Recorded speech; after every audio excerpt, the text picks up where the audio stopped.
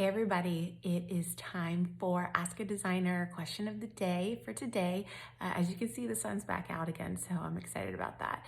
Today's question is a great one, very practical. It is, what is the correct height for me to hang my light fixture? And that could be your pendant or your chandelier, your hanging light in your house. So good rule of thumb for a couple different scenarios here. So over a dining table, a chandelier or pendant light should generally be about 36 inches off the surface of the table. You can play with that a little bit with your eye, maybe a couple inches higher, a couple inches lower, but really try not to go lower than 34 or 33 inches from the tabletop surface so that you have that clear visual eye path whenever you're looking across the table at someone. And then you don't want it too high either because you still want it to feel kind of warm and cozy.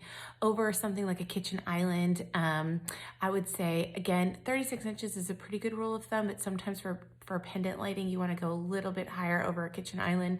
So maybe all the way up to 42 inches. Again, play with it a little bit, but don't go below 36 over a kitchen island.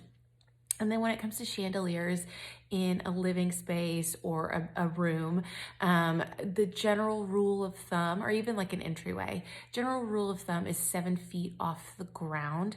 I find that in these like big, great rooms that are 20-foot ceilings, you can go higher than 7 feet off the ground because it kind of dwarfs it a little bit.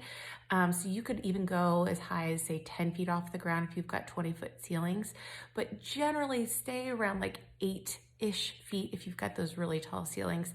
It helps make the room feel a little bit cozier and a little bit warmer and more personable. So hopefully that's helpful for you guys. And that was a super, super practical question. I like that. So send some more of those and we will talk again tomorrow. Okay.